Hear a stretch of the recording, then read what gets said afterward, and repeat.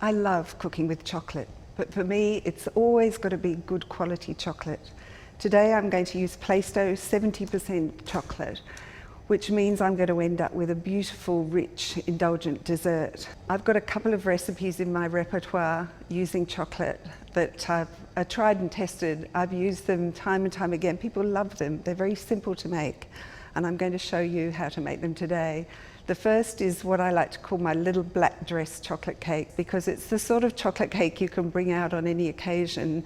You can play it down or you can dress it up, but it's always a surefire hit. And the great thing about it is it's just so easy to make. The quantities in the recipe are all the same. So you need 225 grams of butter, just chopped up, 225 grams of our beautiful chocolate, just roughly chopped. And I'm going to pop that over a pan of simmering water, making sure that the bowl doesn't touch the water. We don't want to scorch our chocolate.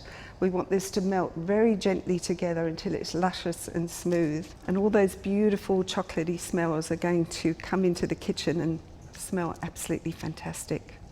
So when our mixture is beautifully smooth and all the butter and chocolate's melted together, I'm just going to take that off the heat and add the sugar. So this is 225 grams of caster sugar. Just want to fold that in.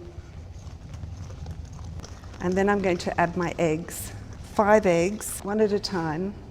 You just crack them into the mixture. You don't want to add any air to this cake. It's all about it being dense and rich. So you just gently break the eggs into the chocolate mixture. And it's just so simple. That's what I love about this cake. You don't even need to write the recipe down because you can remember it in your head. So that's our last egg going in. And then I'm just going to add a tiny little bit of flour. That just balances the cake. A heaped tablespoon is all you need. Just gently folding our flour in. Beautifully rich. So I'm just going to pop the mixture now into the cake tin, a 20 centimetre cake tin that I've greased and lined with some baking parchment. And we're just going to pour this lovely mixture into the tin. So once you've got all the mixture into the cake tin, we're going to pop it in the oven for 22 minutes. Now that might seem a little odd, but trust me, it works. This cake needs to bake so you get a lovely crust on the outside, but the inside's beautifully moist inside. And so the 22 minutes is the perfect timing to get the perfect cake.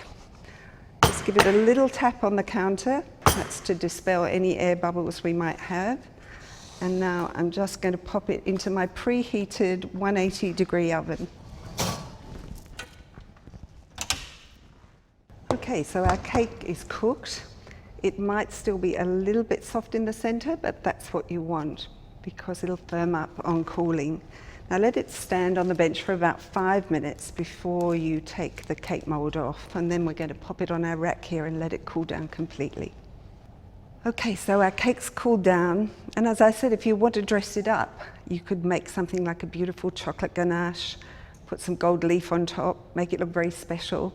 Or you can just serve it simply, just with some cocoa on top.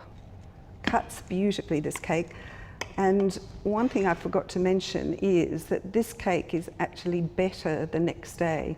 If you leave it overnight, all that lovely inside becomes fudgy. You can see that beautiful fudgy center that it's got. So I'm going to serve it with some creme fraiche. I think creme fraiche works really well with this type of cake because it cuts through the richness. And maybe a few raspberries just to garnish. That's our little black dress chocolate cake. I can't wait to try a bit. Yum.